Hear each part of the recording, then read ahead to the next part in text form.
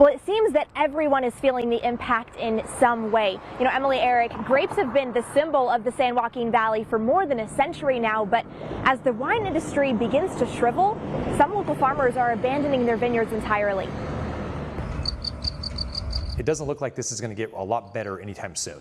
The famous California wine industry is wilting. The outlook right now is not overly robust. And it hasn't looked good for quite some time. Ryan Jacobson is one of many Central Valley farmers who have left the wine industry in the dust. I had no market. The crop went unharvested that year.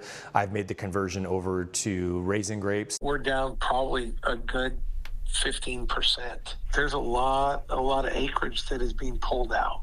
Greg McGill with the San Joaquin Wine Growers Association has been in the grape business for 25 years, but he says customers just aren't as interested in his product as they used to be. We're competing against the non-traditional beverages. We're also competing a little bit against cannabis.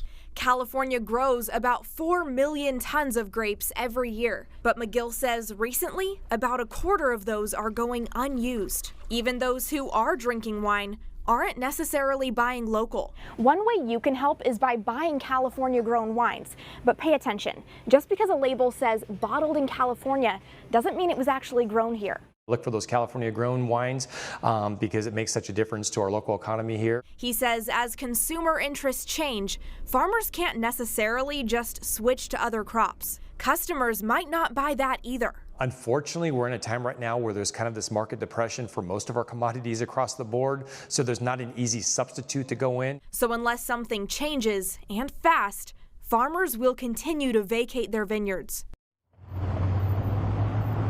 They say their best shot is if people start buying local wine, but even that isn't a guarantee of success. In Fresno County, I'm Brianna Bias, KC24, local news that matters.